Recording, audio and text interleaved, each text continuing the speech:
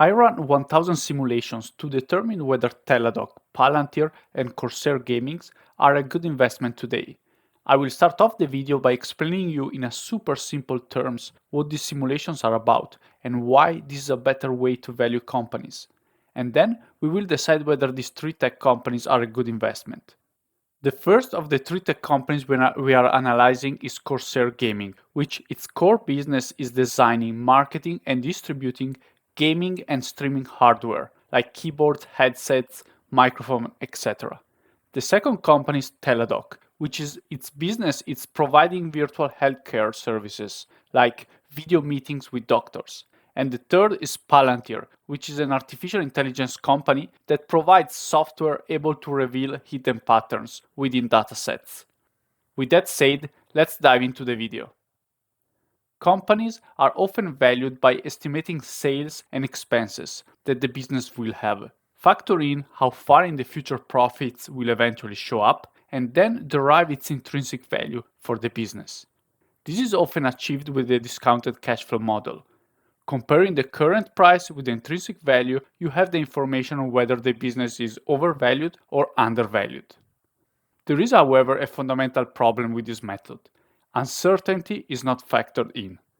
No matter how good the analyst is in doing the prediction of future revenues and expenses, these calculations are often very rigid because you get one number out of it, the best guess of the company intrinsic value. But what about if revenues grow a bit higher than you would have predicted? Or what about if expenses decrease more than what you have predicted? You really cannot capture these changes from these rigid models. One way people have around it is that they would make three predictions: the bear case scenario, also called worst case, the middle case scenario, and the bull case scenario. That is better, but it still lacks important nuances of information. The good news is that we have a much more elegant way to predict business intrinsic value, and that is by running a Monte Carlo simulation. Explain it in a super simple way, this tool allows you to visualize not only the best guess of the predicted business value, but also the uncertainty around your estimation. Look at this graph. Here you can visualize that there is the highest chance that the business will return you this much right here, but also the uncertainty in that there is a small amount of probability that the business will be worth this much in the bull case and this much in the bear case. This is beautiful because you can quantify the uncertainty around your estimate. Take this example. These are two calculations for two imaginary businesses, A in purple and B in green, and it turns out that they have the same intrinsic value, or best guess. However, this graph shows you that the best guess value for business A is much less sure than for business B, since the spread for the bull and bear case is widened for company A. Also, take this example. This Monte Carlo simulation tells you that although the best guess is the value right here, it is far most likely that if the true value deviates from the best guess, it will deviate in this direction and not in the other. In order to do these Monte Carlo simulations, we will follow these steps. First, predict the company revenue growth rate, the best guess, but also what we see to be the minimum and maximum growth rates. Then, predict the foreseeable expenses for the company. Afterwards, we will correct the predicted profits by share dilution that these growth companies need to do in order to finance their growth. And lastly, we will run the Monte Carlo simulation and plot the expected returns for the investment. Let's dive into it. Here we have Corsair Gaming spreadsheet. In this part, we have our input, and let's first focus on this portion. In this row, we have the predicted revenue growth for the company. In red, we have the analyst estimates that, as you can see, the business is expected to generate 2 billion in 2022 and 2.27 billion in 2023, with a growth rate of 5.6 and 12.9%. Afterwards, I have predicted that the growth rate to keep to 10% or more until 2026, for then decreasing to 5% in 10 years from now. Given these numbers, the 5 years compounded annualized growth rate would be 10.2% and the 10-year would be 8.6%. Let's now move into this part of the calculations. I have inserted the expected growth rate for the next 5 years to be 10%, but I also input that it could vary all the way from 8 in the bearish outlook to 12% in a more bullish scenario. For the expenses, we know that the company adjusted EBITDA margin was 12.5% in 2021, giving it an expense margin of 87.5%. 2021 has been a tough year for Corsair, where chip shortage and disruption in supply chain has weighed on the profits of the company. However, I don't see things getting necessarily better in the short term. So my prediction is that the expense margin will remain in that range, from 86% if things get a little bit better to 89% if they get a little bit worse, but overall quite a little bit bearish. If we turn to share dilution, share count increased at a compounded rate of 10% in the past 4 years. This is a way that Corsair uses to finance its operation, and we need to count on that because it is a negative thing for shareholders since it dilutes our ownership. Here I am bullish because I don't expect that it will get worse in the coming years. In fact, I think that it will diminish gradually as the business matures more and more. So I set the share dilution to increase to 10% in the worst case to 5% in the best case, and these are increases per year. A very important factor is the terminal multiple as enterprise value divided by EBITDA. Today, Corsair has a 9 as a multiple, but I think this is overall quite bearish for a tech company with good prospects in front of itself. I think that the sentiment will turn around, and I predict that the terminal multiple in 5 years from now will stay at 9 in the worst case scenario and climb to 15 in the best case. Here we have the enterprise value of today for Corsair Gaming to be close to 2.2 billion. Alright, so these are all the input values. And what the Monte Carlo simulation does is that it will take the random numbers between the ranges that we set and compute the forecasted revenues, expenses, adjusted EBITDA, and then adjusted EBITDA discounted by share dilution factor. And finally, it will calculate the terminal value in year 2026, which is computed by multiplying the adjusted EBITDA by the terminal multiple. This gives us a predicted enterprise value in year 2026, which, comparing to the current enterprise value, gives us the predicted 5 years return that you see over here. This is only one run of the simulation, but the whole simulation is run actually 1000 times, and over here you can see the result. The way I plotted it, you have the percentage upside of the investment in 5 years down the road on the x-axis, and the probability on the y-axis. So in the very best case, you will get a bit over than 100% upside, and in the worst case, you will get a minus 16% downside. But as you can see from the height of the bars, these two extremes are very unlikely. The majority of the simulations landed at around 40% upside, where the mean was actually 42%. Is this result good or bad? Well, if we assume that the S&P 500 goes up somewhere between 7 and 10.5% in a year on average, we would expect a return from the S&P 500 to be between 40 and 65% in 5 years. So we can see that I predict Corsair to grow pretty much in line with the broader market. Another thing worth noticing is that you can see that the shape of the curve is not perfectly symmetrical. It tends to the left. This means that although my best guess being that Corsair will return 42% in 5 years down the road, if the actual performance will deviate from this result, I expect that it will be slightly more likely that it will deviate to the downside than to the upside. Let's move to Teladoc. Over here, you can see revenue estimates for the company in the next 10 years. And in red, once again, we have analyst estimates. So analysts are estimating a 27% jump in revenue in 2022 and a 24% jump in 2023.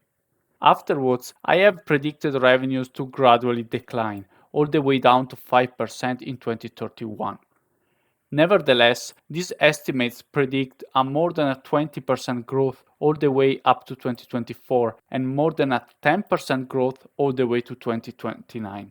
This would lead to a 5 years compounded annualized growth rate of 21.7% and a 10-year of 14.4%. So let's move again in this part where we have the inputs for the simulation.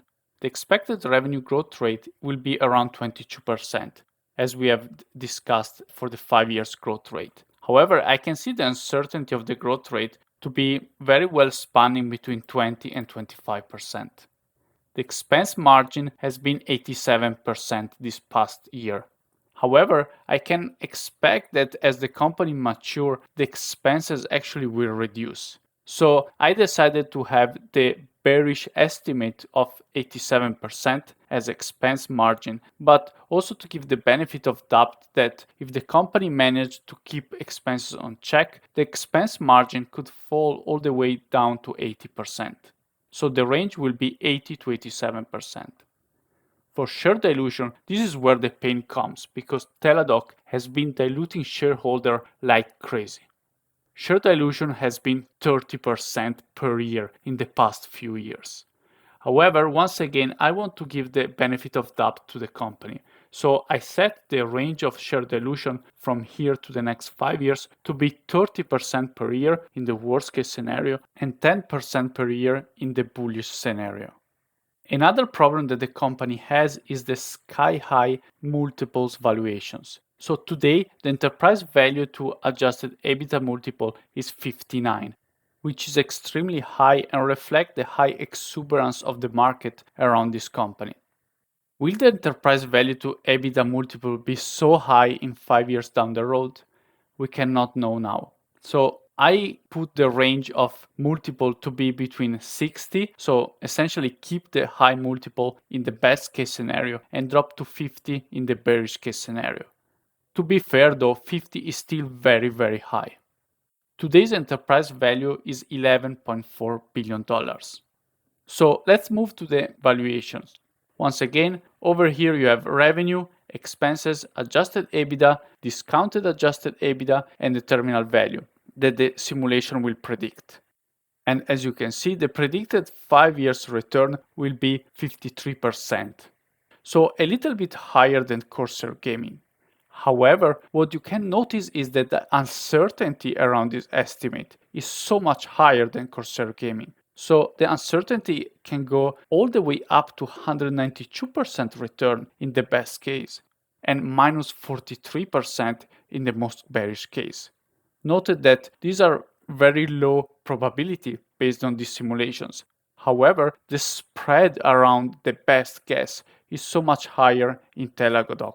Also, you can see that the curve once again is skewed in the left direction, meaning that if the true value deviates from our calculations, it would more likely deviate on the bearish side than on the bullish side. Lastly, we have Palantir. And here we have the management team that told us that Palantir will grow at 30% or more up to 2025. So it's an easy estimate. And afterwards, I've predicted the growth to slow down gradually, all the way down to 10% in 2031.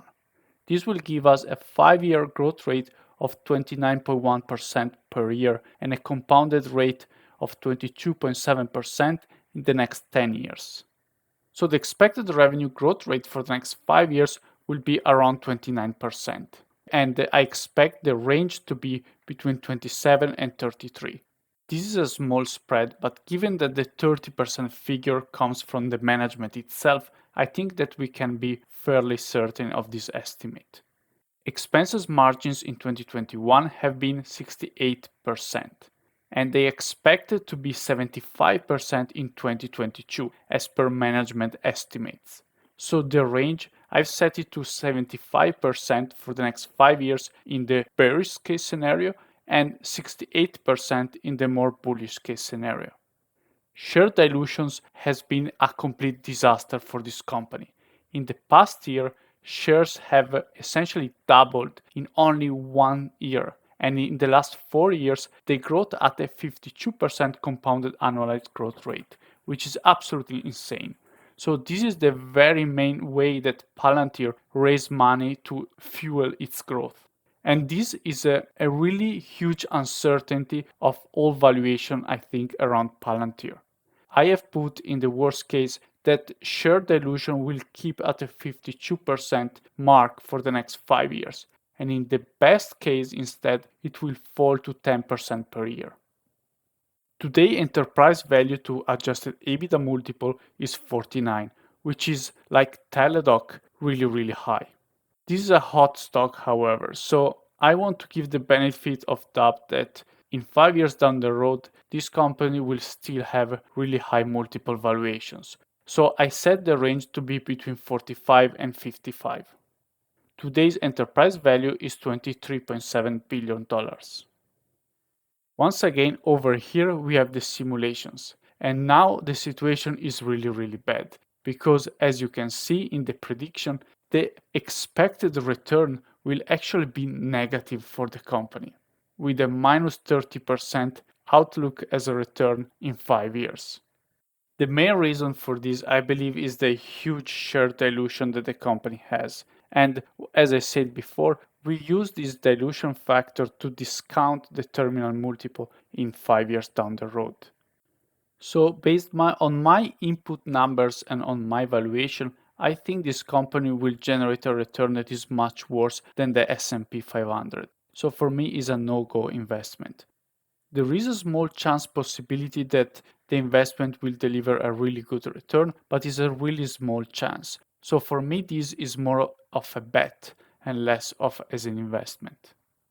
In conclusion, I showed you a method to plot uncertainty in valuation estimates based on a Monte Carlo simulation.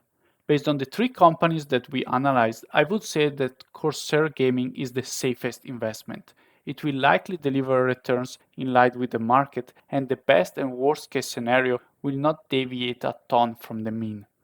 Teladoc, on the other hand, is more of a wild card, where I expect that the best case scenario will lead to returns similar to Corsair or slightly better, but with a much higher uncertainty, where the worst and the best case scenario will deviate far more from the best guess. Palantir, I expect it to give disappointing returns based on my simulation, which makes the stock uninvestable in my opinion. If you have inputs and disagree with me on revenue growth and profit margins for Palantir, please let me know in the comments below and let's get this discussion going. In general, a huge issue with Teladoc and Palantir are the sky-high valuation multiples today, as well as the insane share dilution track record. As these companies will report future earnings, I will update these models so that we can keep track on their outlook. I hope you learned something new today, and if you enjoyed the video, do remember to give it a like and see you in the next video. Before we go, I must remind you that I'm not a financial advisor and this content is not financial advice. It's just my opinion and you should do your own due diligence before investing in any product. Have a great day.